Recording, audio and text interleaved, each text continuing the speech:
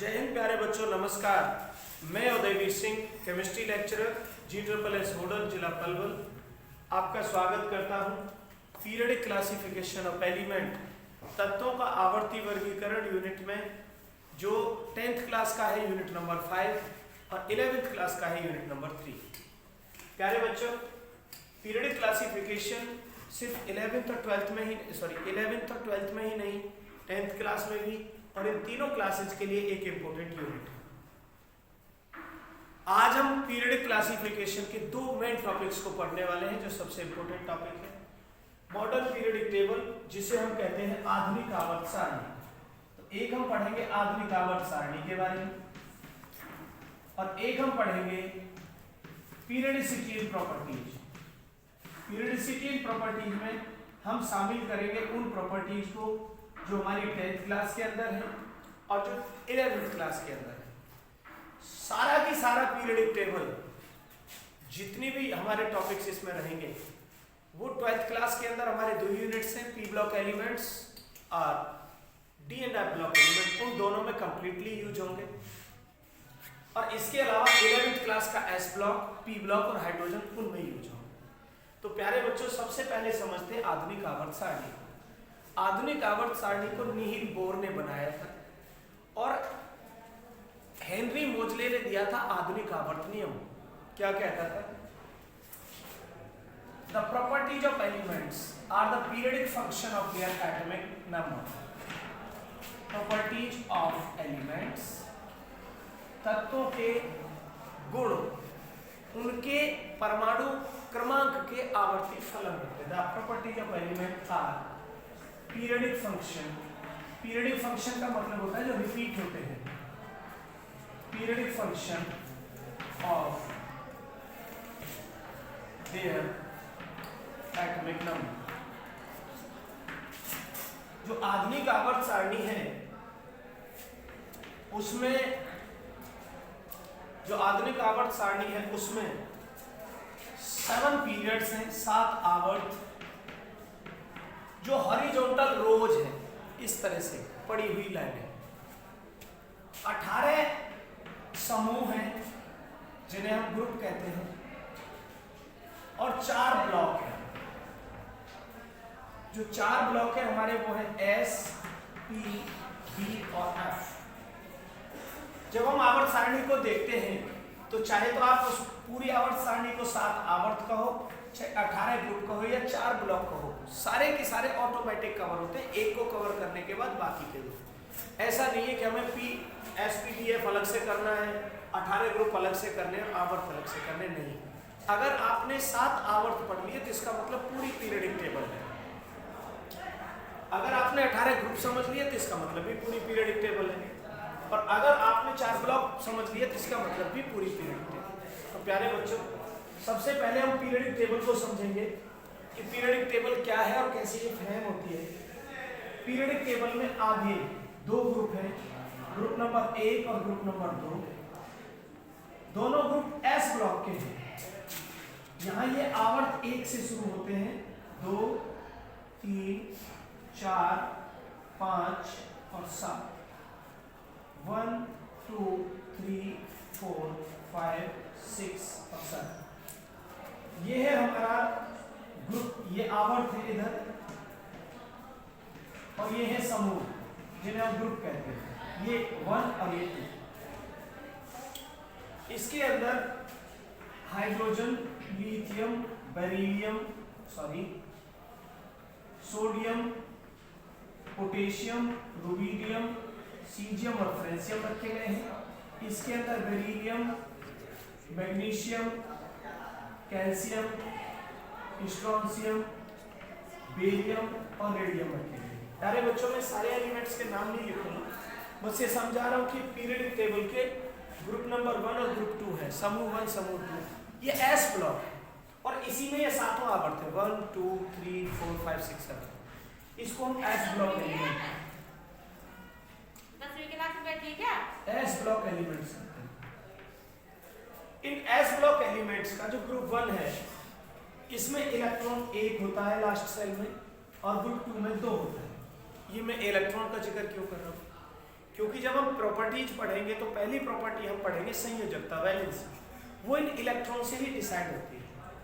किसी भी एलिमेंट के आउटर मोस्ट सेल में number of electron he valency होते हैं, तो वो हमें समूह से पता चलती है, मैं बताऊंगा।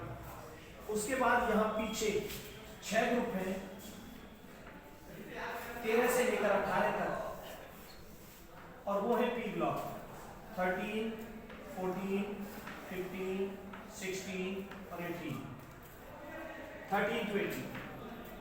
और ये है हमारे आवर्त नंबर 2 से शुरू, 2, 3, 4, 5, 7, ये हमारा पी ब्लॉक है।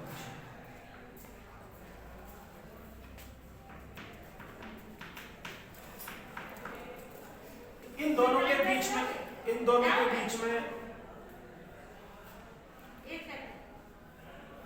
दोनों के बीच में एस ब्लॉक, एस और पी के बीच में डी ब्लॉक एलिमेंट रखे गए हैं।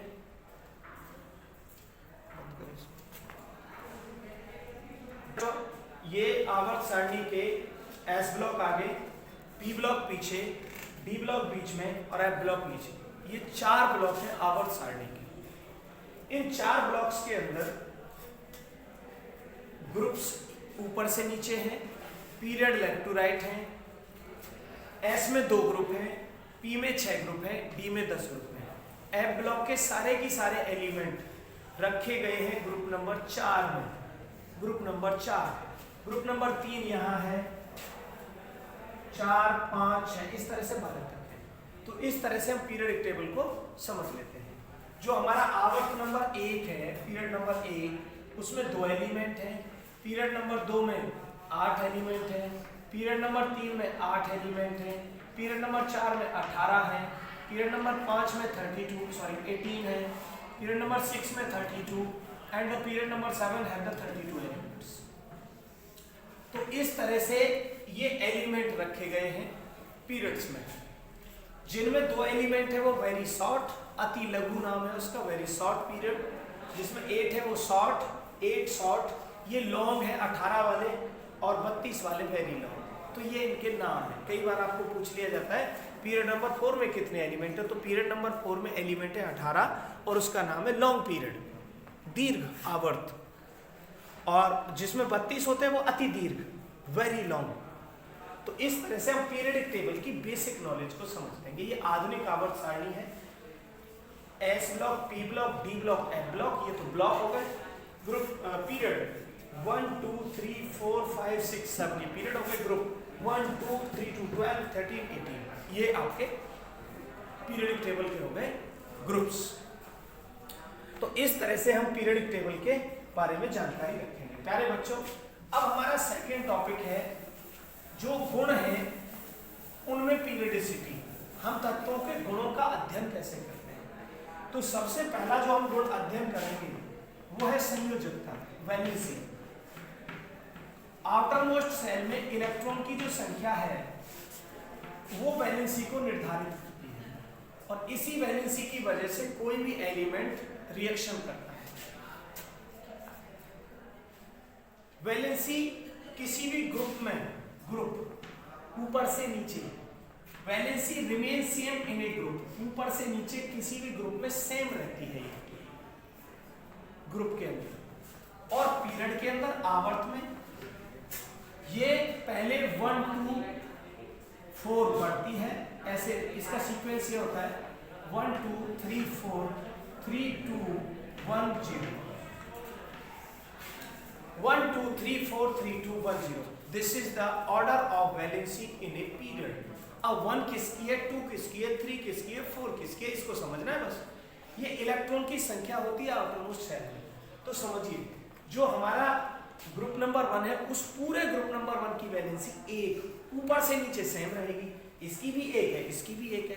तो इसका मतलब हुआ ये 1 इलेक्ट्रॉन डोनेट करेगा। अगर ये 1 इलेक्ट्रॉन डोनेट करेगा तो ये तो मेटल है। तो ये सारे के सारे 1 इलेक्ट्रॉन डोनेट करके पॉजिटिव आयन बनाते हैं और they are the good metals. ये इनकी वैलेंसी 2 है। ग्रुप नंबर, मैं ग्रुप नंबर डाल रहा हूं तो वैलेंसी पता चल जाएगी। 1 की 1, 2 की 2, 13 की 3, 14 की 4, 15 की 3, 16 की 2, 17 की 1 और 18 की 0।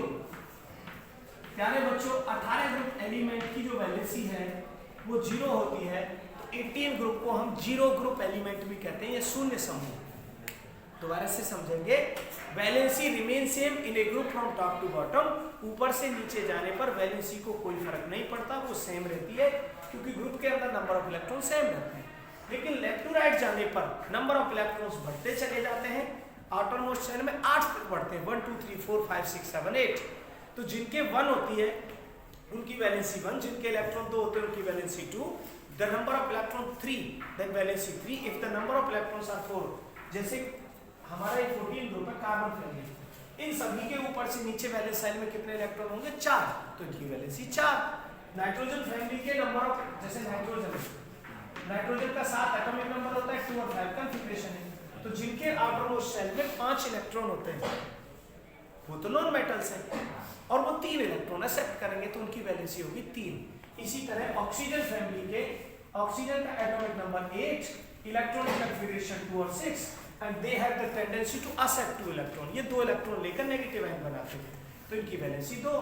और 17 फ्लोरीन, फ्लोरीन हमारा 9 होता है, 2 और 7, and the element have 7 electron in their valence shell. जिनके आउटरमोस्ट शेल में 7 इलेक्ट्रॉन होते हैं वो 1 इलेक्ट्रॉन एक्सेप्ट करते हैं, 1 इलेक्ट्रॉन एक्सेप्ट करके वो नेगेटिव 1 बनाते हैं। तो यहाँ से आपको 2 बातें पता चली कि ऊपर से नीचे जाने पर वैलेंसी को कोई फर्क नहीं पड़ेगा, वो सेम रहेगी। अब किसकी क्या है? ग्रुप नंबर 1 की 1, 2 की 2, 13 की 3, 14 की 4, 15 की 3, 16 की 2, 17 की 1 और 18 की 0। तो 18 ग्रुप एलिमेंट को हम इनर्ट गैसेज, अक्रिय गैस या 0 ग्रुप एलिमेंट कहते हैं। अब प्रश्न ये आता है कि भैया फिर 3 से 12 तक की वैलेंसी क्या रही? भाई हमने तो 1, 2 और 13 से 18 बताइए, तो 3 से 12 की वैलेंसी क्या है? प्यारे बच्चों पूरे की पूरे डी ब्लॉक की या तो वैलेंसी रहेगी 2 या रहेगी 3, क्योंकि ये 2 और 3 के बीच में है। क्यों? क्योंकि इनके जो इलेक्ट्रॉन है वो n सेल में जाते ही नहीं है, n-1 में जाते हैं, और जिनके इलेक्ट्रॉन n-1 में जाते हैं उनको ट्रांजिशन एलिमेंट कहते हैं, संक्रमण तत्व। भाई ये n का ns, मतलब अगर यहाँ चौथा पीरियड है तो 4 का s होगा, 4 का ही फ्री होगा, लेकिन d होगा 3 का, तो इनके इलेक्ट्रॉन जब लास्ट सेल में जाएंगे नहीं तो वैलेंसी तो फर्क ही नहीं पड़ेगा। तो या तो इनकी वैलेंसी 2 होगी या 3 होगी, पूरे की पूरे डी की और पूरे की पूरे एफ।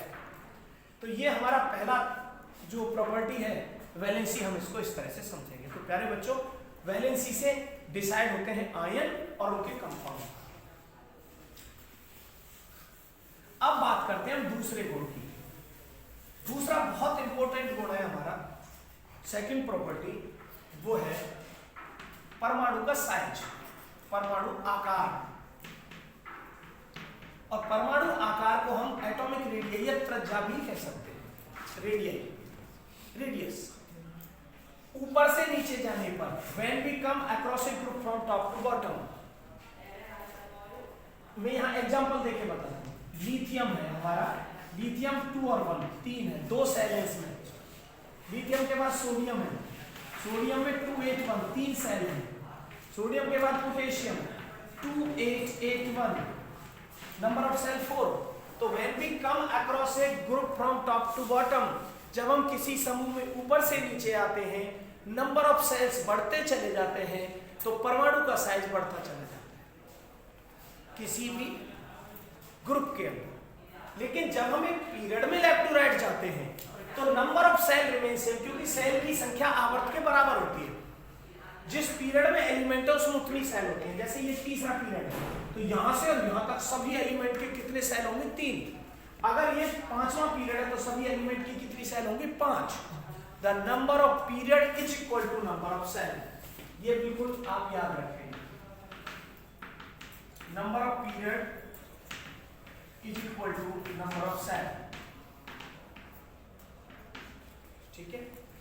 लेकिन जब हम अब ऊपर से नीचे तो परमाणु का आकार बढ़ेगा, लेकिन जब हम लेफ्ट टू राइट जाएंगे तो जैसे हमने पहला देखा सोडियम 2 8 1, तीसरे पीरियड का पहला एलिमेंट। लेकिन जब हम इसका लास्ट एलिमेंट देखेंगे 2 8 और 7, तो इसमें भी 7, इसमें भी 3 सेल है, इसमें भी 3 सेल है। तो दोनों में डिफरेंस क्या है? दोनों में डिफरेंस है, इसमें इलेक्ट्रॉन है 11 और इसमें इलेक्ट्रॉन है 17।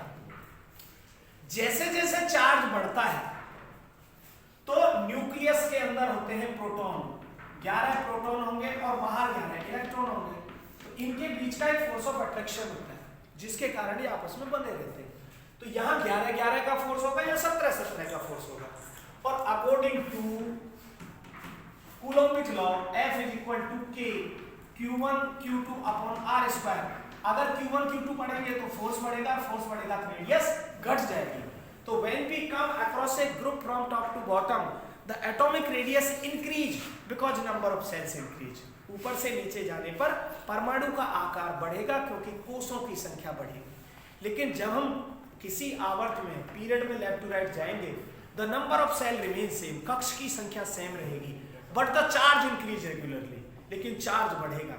और अगर चार्ज बढ़ा तो रेडियस घट जाएगी। ये है हमारी प्रॉपर्टी नंबर 2।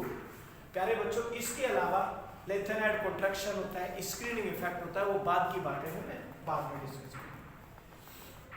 अब हमारा तीसरा सबसे इंपॉर्टेंट गुण है आयनन विभव, जिसे हम आयनाइजेशन पोटेंशियल बोलते हैं।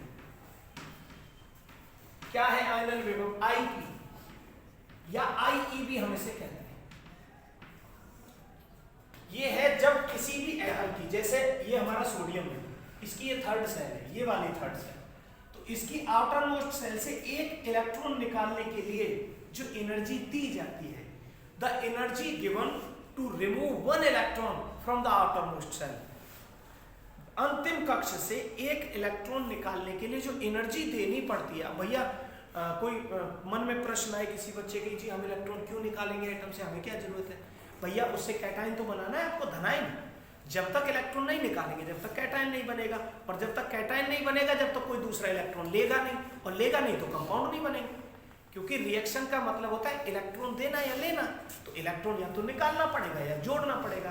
तो जब हम किसी भी एटम की आउटर मोस्ट सेल से एक इलेक्ट्रॉन निकालते हैं तो जो एनर्जी दी जाती है उसी को आयनाइजेशन पोटेंशियल या आयनन विभव कहते हैं। और प्यारे बच्चों, ये इनवर्सली प्रोपोर्शनल होती है रेडियस के, इनवर्सली प्रोपोर्शनल होती है रेडियस के। जब हम लेफ्ट टू राइट जाते हैं, लेफ्ट टू राइट जाते हैं तो रेडियस घटती है तो आईपी बढ़ेगा, और जब हम टॉप टू बॉटम जाते हैं तो रेडियस बढ़ती है तो आईपी घटेगा। When we come across a group from top to bottom, the atomic radius increase.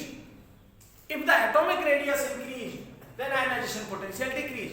तो इसका मतलब हुआ जब हम ऊपर से नीचे जाएंगे तो इसके मुकाबले इससे इलेक्ट्रॉन जल्दी निकलेगा। Electron remove easily when we come across a group from top to bottom. Example के लिए, अगर कोई एटम ये है और इसका ये आउटर मोस्ट इलेक्ट्रॉन है, और अगर कोई दूसरा एटम ये है और इसका ये आउटर मोस्ट इलेक्ट्रॉन है, तो इसकी दूरी और इसकी दूरी ज्यादा है तो ये इलेक्ट्रॉन जल्दी निकलेगा, जल्दी निकलेगा तो कम एनर्जी देनी पड़ेगी, और ये जो देने वाली एनर्जी है यही है आयनाइजेशन पोटेंशियल। उनके फोर्स को तोड़ना होता है, ये माइनस ये प्लस, वही न्यूक्लियस पे प्लस और इलेक्ट्रॉन पे माइनस। तो इस फोर्स को तोड़ने के लिए हम एक एनर्जी सप्लाई करते हैं कॉल्ड आयनन विभव, आयनाइजेशन पोटेंशियल। और यही होता है धात्विक गुण भी। अगला प्रॉपर्टी हम जब पढ़ाएंगे तब बताएंगे। तो प्यारे बच्चों, when we move across a group from top to bottom, ionization potential decreases, but when we move across a period from left to right, the ionization potential increases। क्योंकि आगे वाले मेटल होते हैं इजीली इलेक्ट्रॉन दे देते हैं, पीछे वाले तो नॉन मेटल होते हैं, वो तो इलेक्ट्रॉन लेते हैं उल्टा, तो देंगे क्यों? पीछे वाले इलेक्ट्रॉन लेते हैं तो नॉन मेटल, आगे वाले देते हैं तो मेटल। ऊपर से नीचे जाने पर साइज बढ़ेगा तो मेटेलिक कैरेक्टर बढ़ेगा, मतलब धात्विक गुण, और लेफ्ट टू राइट जाने पर इलेक्ट्रॉन लेने की नेचर बढ़ेगी तो अधात्विक गुण बढ़ेगा। तो ये रही हमारी तीसरी प्रॉपर्टी। चौथी प्रॉपर्टी है हमारी इलेक्ट्रॉन गेन एनर्जी।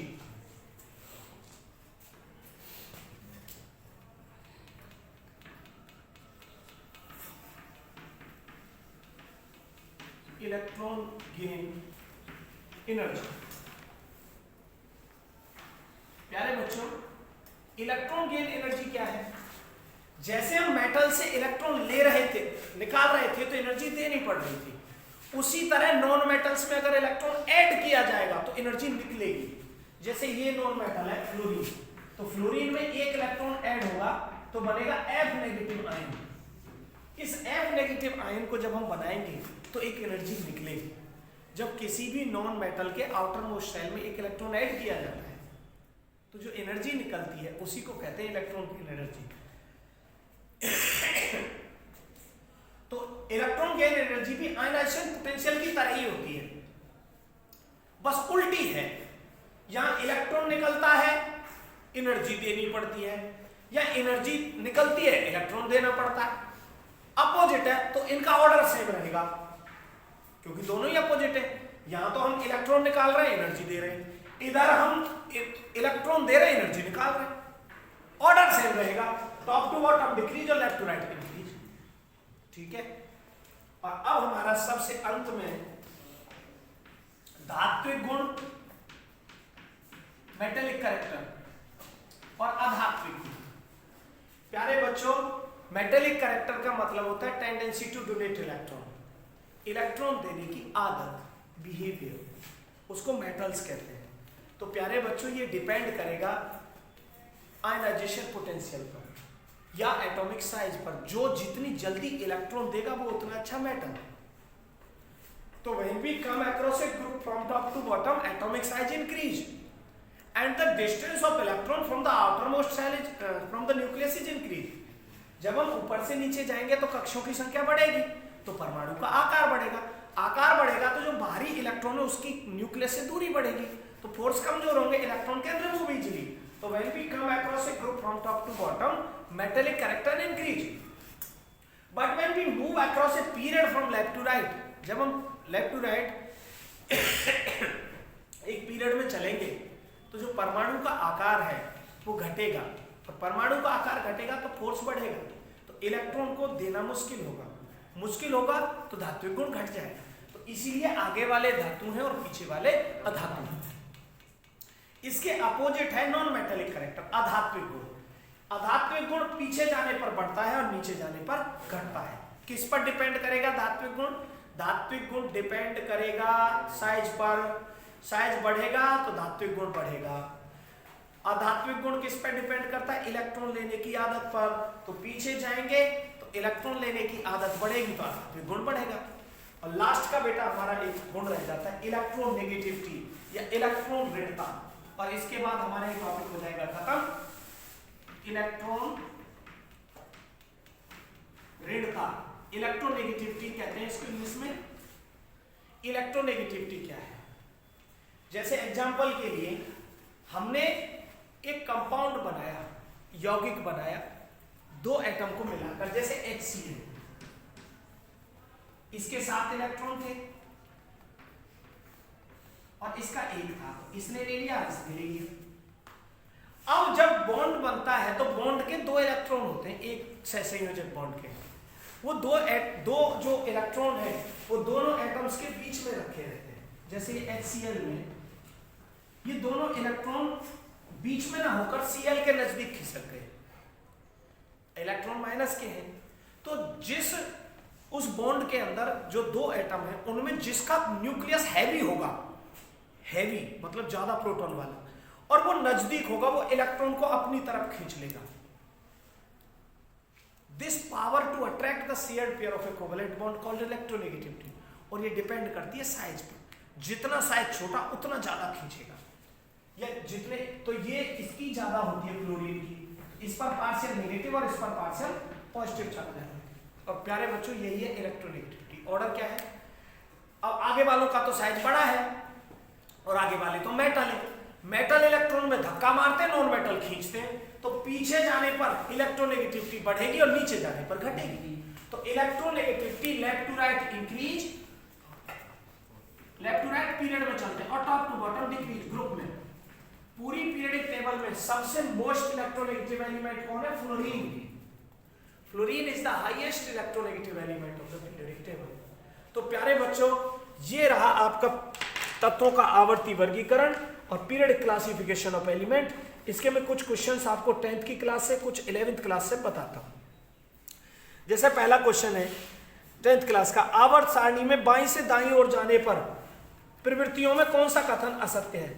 बाईं से दाईं ओर, लेफ्ट टू राइट। सबसे पहला है तत्वों की धात्विक प्रवृत्ति घटती है, बिल्कुल सही है, मेटालिक नेचर घटता है, लेफ्ट टू राइट। दूसरा कह रहा है संयोजकता इलेक्ट्रॉनों की संख्या बढ़ जाती है, बिल्कुल सही है, 1 2 3 4 5 6 7 8। तीसरा है परमाणु आसानी से इलेक्ट्रॉन त्याग करते हैं, बिल्कुल गलत है, लेफ्ट टू राइट जाने पर परमाणु आसानी से इलेक्ट्रॉन का त्याग नहीं करते, मुश्किल से करते हैं। और इसका नेक्स्ट ऑप्शन है इनके ऑक्साइड अधिक अम्लीय हो जाते हैं, ये बिल्कुल सही है कि तत्वों के जो ऑक्साइड होते हैं, क्योंकि नॉन मेटल के जो ऑक्साइड होते हैं वो अम्ल होते हैं और मेटल के क्षार होते हैं। अगला प्रश्न है तत्व XXL2 वाला एक क्लोराइड बनाता है जो कि ठोस है, जिसका गलनांक अधिक है, आवर्त सारणी में तत्व संभवतः किस समूह के अंतर्गत होगा? बड़ा इंपॉर्टेंट प्रश्न है। एक तत्व है कोई X, वो X तत्व XCl2 बनाता है, मतलब वो 2 Cl के साथ रिएक्शन कर रहे हैं। अब 2 Cl के साथ रिएक्शन कौन करेगा? 2 वैलेंसी वाला। Cl कौन है? नॉन मेटल, तो किसके साथ करेगा? मेटल वाला। मेटल कौन से? 2 वैलेंसी के, ये वाले। तो ये तत्व होगा हमारा संबंधित MgCl2। कौन होगा? MgCl2। तो वो ग्रुप नंबर 2 से संबंधित होगा। अगर किसी का फॉर्मूले में 1 Cl है तो इस ग्रुप में, 2 Cl है तो इस ग्रुप में, 3 Cl है तो इस ग्रुप में, 4 Cl है तो इस ग्रुप में, जितने Cl उतनी वैलेंसी।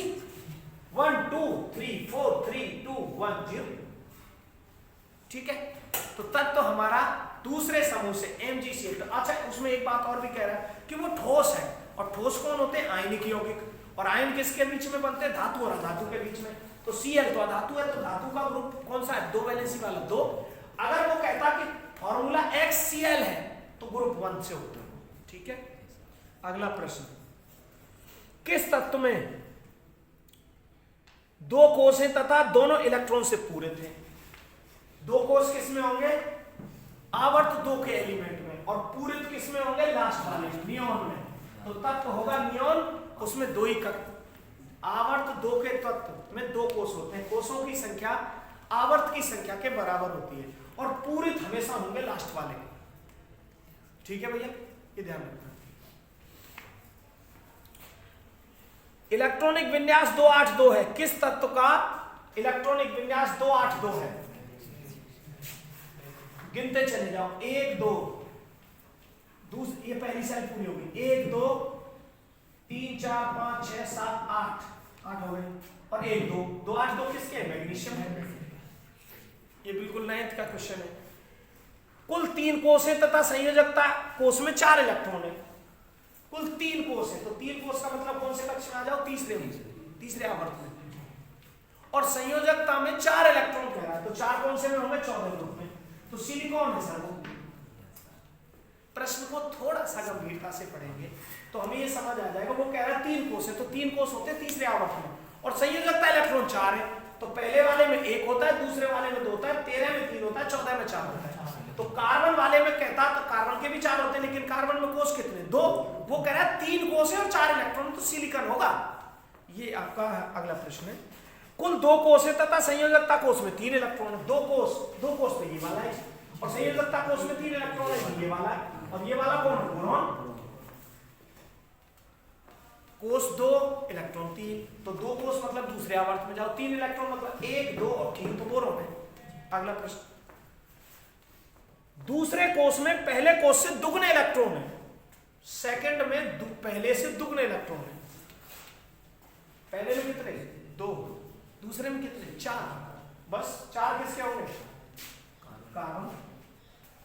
दूसरे कोष में पहले से दुगने इलेक्ट्रॉन, पहले में 2 और दूसरे में 4, तो कार्बन।